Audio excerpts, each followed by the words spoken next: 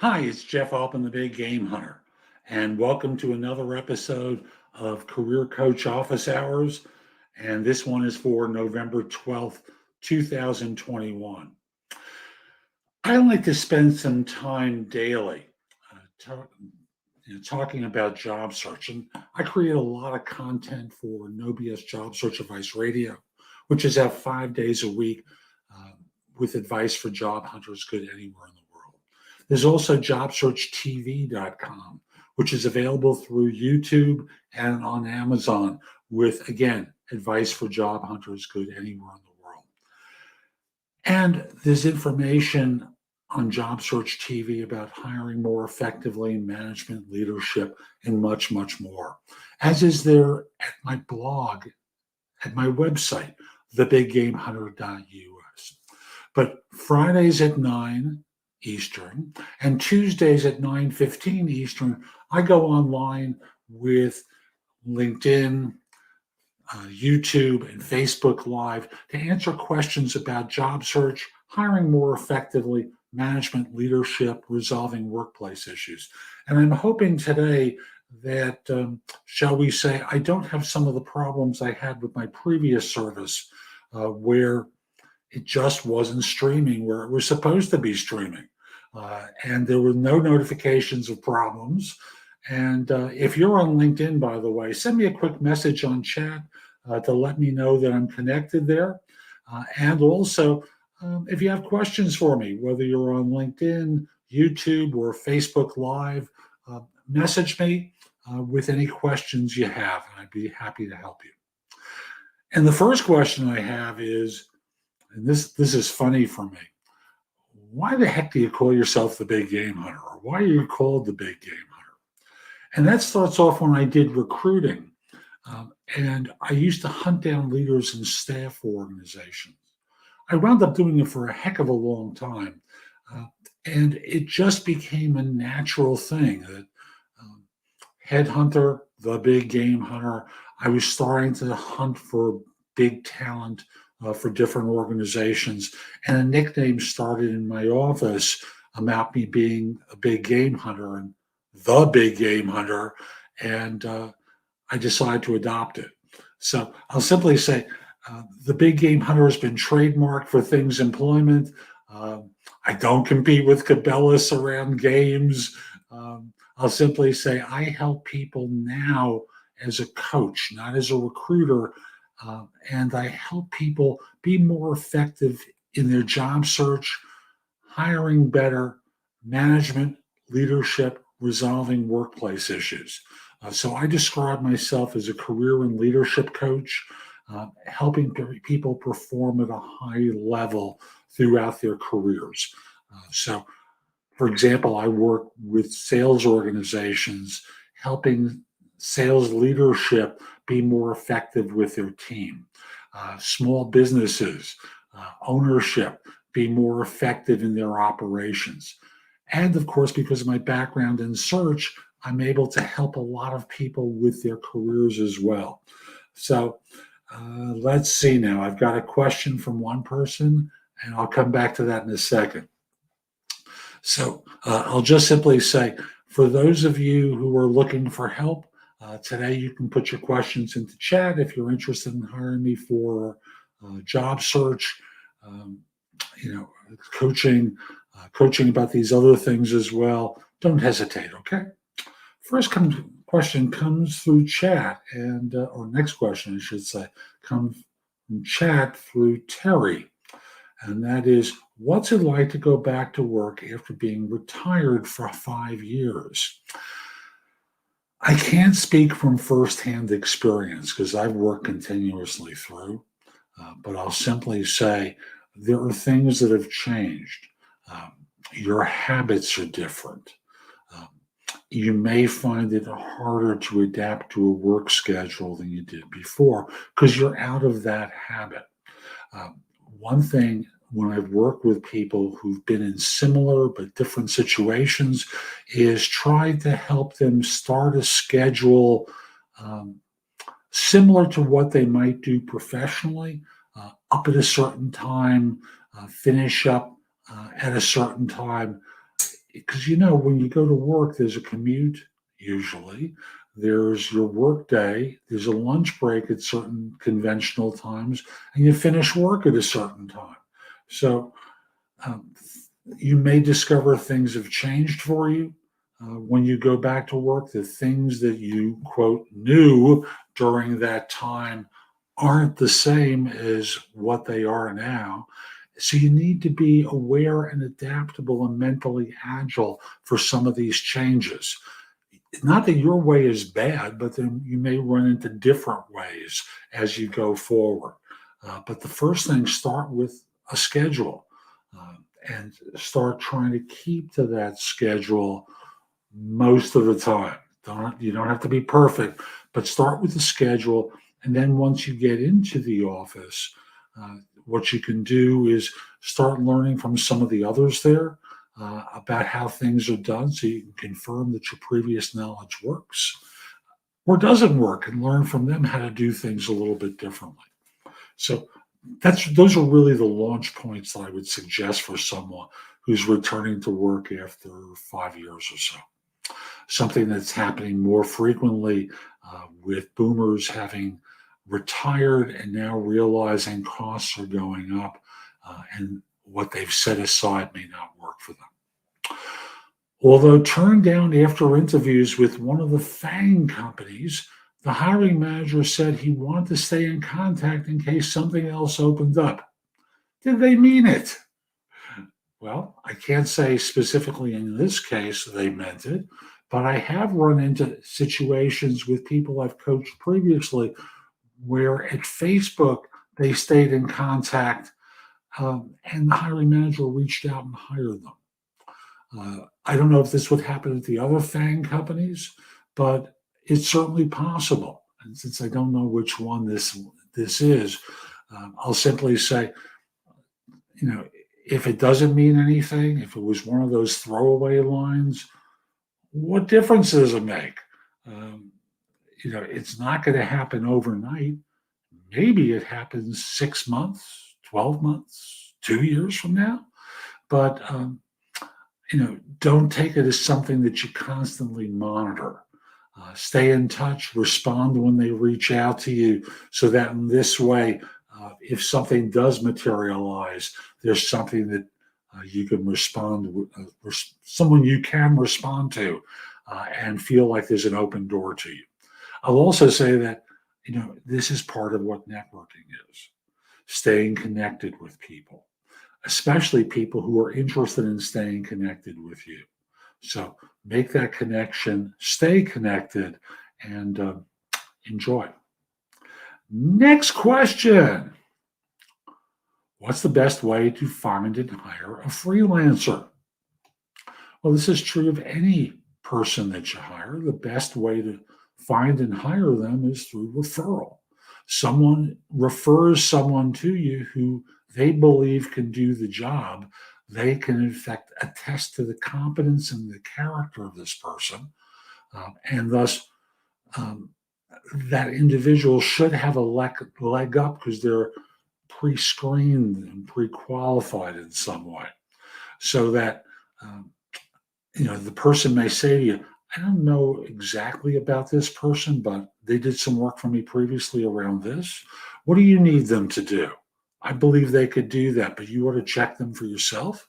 And that becomes a way that you know where the deficiency might be to explore, so that in this way, you they've done good work previously. They've been responsible. A person wouldn't recommend a loser to you or a failure to you or someone who screwed up, right? So if they would, you don't trust them, so you don't listen to them. But assuming that they are trustworthy, respond and meet with this person. That's really the best way to find and hire a freelancer, just like it is an employee. How do you prepare for an HR phone interview? So, again, phone interviews are easier and harder than face-to-face interviews. They're easier in that they can't see that you have your resume out or notes in front of you. It's harder in that you don't get any visual cues, and neither do they. All they have is your voice to go by. As a result, you're missing certain input. But the easy part of it is, again, you can be sitting there with your resume open, the job ad, um, a good connection on your mobile phone if you're doing a mobile phone, and you can do a little bit of homework in advance to identify uh, the elements in your background that fit the job description and how you want to discuss them. And I always work with the assumption that job ads are 80% accurate, because HR people laugh when I say that, and they say, if we're lucky, they're 80% accurate. So the first thing you do after they speak with you on the phone, they introduce themselves and say, "Hi, is this Jeff? Yeah, my name is Maria Recruiter from so-and-so. Is this a good time to speak? Yeah. Or is this still a good time to speak? Great. Um, I received your resume and wanted to have a chance to chat with you." And then at that point, you interject right away. "Hey, Maria, thanks for reaching out to call. Yeah, I recall the position description, but I'd like to get your take on the role. Could you tell me about the job as you see it and what I can do to help?" What this does is gives you the current thinking about the job, which may be a little bit different than what was emphasized in the ad that you saw or in the recommendation you received from someone. Because the idea is always to talk about what you've done that matters to them and not just talk about what you've done. Once you have that, you want to connect the dots when you're answering, "Tell me about yourself," with what it is in your background that fits what they just told you about, so that in this way they hear right away that you can do the job. The next part of this is anticipating that they're going to ask you stories, or behavioral interview questions that are going to result in you answering with stories. And your preparation is, you should have 3 stories prepared that last about a minute to a minute 15, based upon what you know of the job description. And then you can adapt them a little bit based upon what they tell you they're looking for in the answer to that question you asked at the beginning. So it's really very easy. Your preparation allows you to have the resume out with reminders of points that you want to hit. You want to adapt your stories based upon what they tell you. You want to connect the dots for them quickly. You want to take a look at a person's LinkedIn profile to see what their background is, because some backgrounds are going to want people with similar backgrounds. They're going to want to hear certain types of stories because they worked in certain industries previously, like you. Remember, your job is to make them feel comfortable with you, make them want to trust you. And I'll simply say, remember, when they're hiring, competence is only one thing they're looking for. Part of what they want to get a sense is of what kind of human being you are, and your personality comes out, which is a little harder with a phone interview because they can't see you. So remember, your voice is your one sales tool. You want it to display energy, enthusiasm, passion, things along those lines, so that in this way, when firms hire, they like people who care, and they associate energy and enthusiasm with care. Not true, especially for those of you who are introverted, but these are a few qualities that you want to demonstrate on the interview: competence, self-confidence, character, chemistry, maybe a little bit of charisma, caring, so that they trust you. Okay, and I'm just going to remind anyone who's floating by, if you have a question about job search, hiring, management, leadership, resolving a workplace issue, you can put it into chat. In the future, you can email me at thebiggamehunter@gmail.com, and the subject line, put the phrase "office hours." So this way I know what it's about, and I can address it on the next show that comes live. Which, by the way, the week of Thanksgiving, I'm not going to do the Friday show. I'll do the Tuesday and then pick up again the following Tuesday. Next question. 1 year at a firm and I've been PIP'd. For those of you who are familiar with the term performance improvement plan. Am I crazy? How should I handle this? Should I escalate to someone in my firm, suck it up a little longer, or get the hell out as soon as possible, which is the current plan? I would say escalate it, suck it up in the meantime, and get the hell out. They're not exclusive of one another. I think based upon what you wrote to me, which had a lot of detail that I don't think anyone's going to care about, the idea is you want to buy some time. And the issues that you raised in your note to me indicate you took over for someone who was a poor performer on an engagement, and the result wound up being you rescued the situation, but in effect, you're being held accountable for the other person's performance. So yes, escalate it. Bring in any documentation that you have. Suck it up longer. Make everyone see that you're working hard. It's going to help you feel better about yourself, that you're getting results, and work on getting out of there. Okay. Let me just do a quick check to see if anyone else has messaged in. How do you add charisma if you don't have any? Thank you, Dan. Great question. So I don't know if you would consider me charismatic. Some people do, some people don't. But the simplest way to add charisma is to have a smile on your face, a twinkle in your eye, speak a little bit more quickly, and demonstrate energy.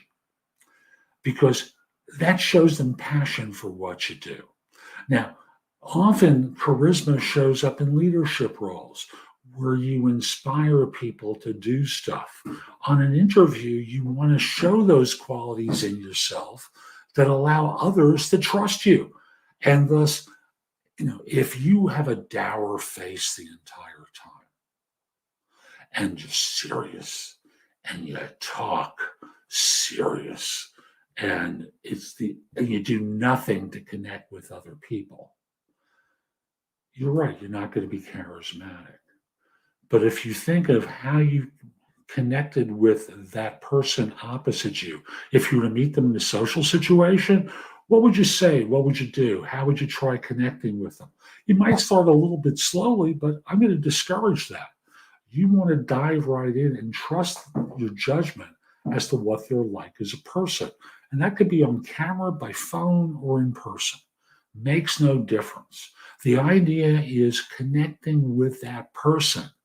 And again, I'm looking at the camera right now. You see the twinkle in my eyes, the smile on my face, the energy with which I'm speaking, the passion that I have around this subject. It goes a long way toward connecting. And then once you're in the new organization, they're going to want to confirm these things, but this is in effect the first date. How would you do it if you were on a first date with someone? Would you be reserved or reticent? Maybe a little bit at the beginning, but the goal is to put yourself out there.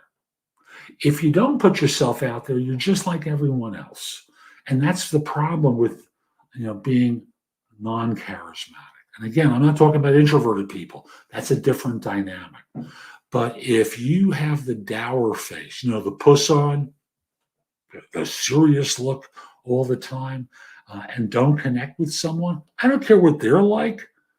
This has to be about you and how you present yourself as an individual, so that in this way they get to trust you. Again, competence is only one thing they look for. The rest are personality attributes. So you've got to bring your personality out. And again, in case you missed it, competence, self-confidence, character, chemistry, maybe a little charisma, because charismatic people always do better. Caring. You care about what you do. Let them see that energy about yourself. Because if you speak as I'm doing right now, that's going to demonstrate that you care, right? If you're just reciting a bunch of facts, they could read the resume. There's no difference between you and what they could read on a screen. They want to feel you. They want to get to the personality. You've got to open that up to folks. And here's one of the things I always encourage people to do: risk everything. If you're rejected based upon who you really are as a person, that's okay, because you wouldn't have fit into that organization. You wouldn't have liked working with them.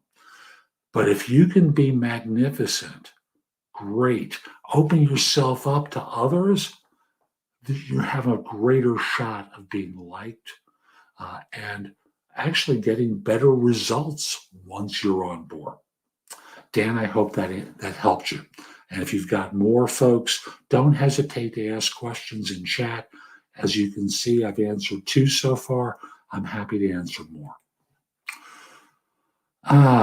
Let's see now. I accidentally used my preferred name, which I assume is a nickname, when filling in my first job application, and just realized after my interview that maybe it wasn't a good idea. Would I get in any trouble? If so, what can I do? No, you're not going to get any trouble. I'll use a simple example. You filled it in as Jeff instead of Jeffrey. So suddenly I'm Jeff Altman as opposed to Jeffrey Altman.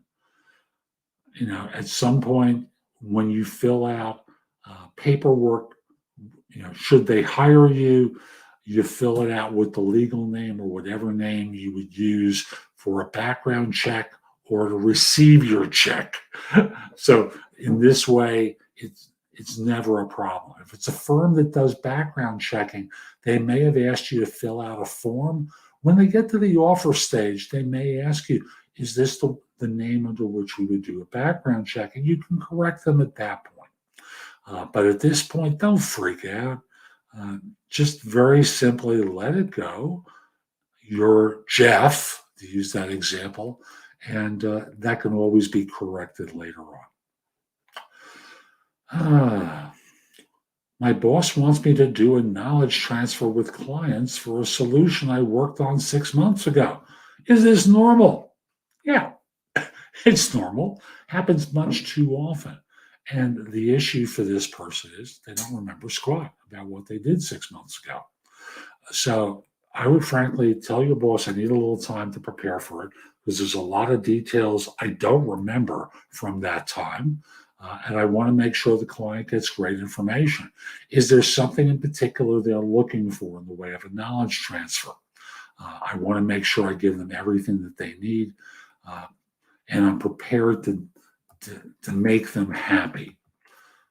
So yes, this happens too often. Where a long time after the fact, the project has been delivered, suddenly the client communicates with the partner or whoever they're interacting with at the consulting firm that we want to do a knowledge transfer because we want to bring the work in-house for maintenance or for enhancement. And they want you to tell them how the system works, for example. So yes, this is normal.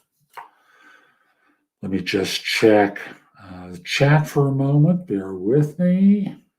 Okay, let me come back to the next question. Someone emailed me, and just to remind everyone, if you have a question for me for next Tuesday's show, email it to me at thebiggamehunter@gmail.com.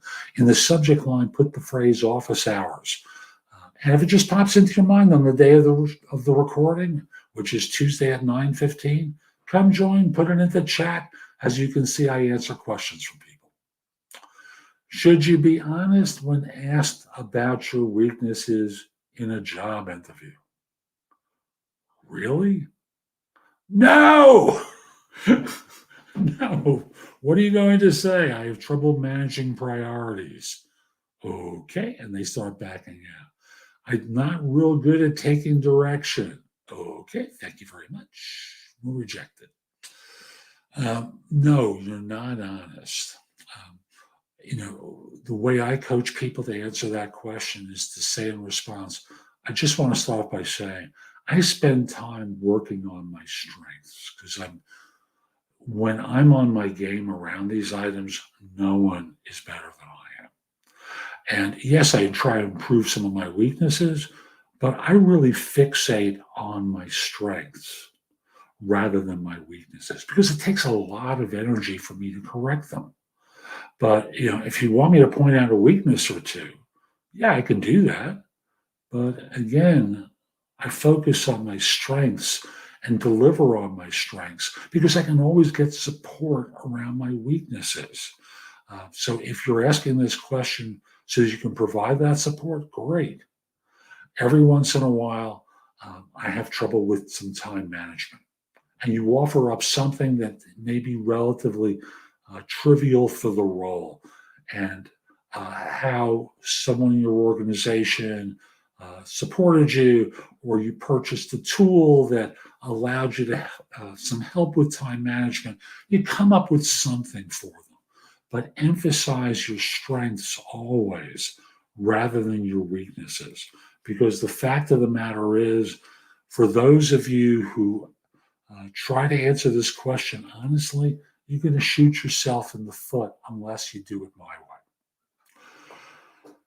Is it a bad sign to be kept waiting for a long time before the start of an interview? Yes, but not for the reason that you think. For most people, um, what's bad about it is it demonstrates a disrespect for you.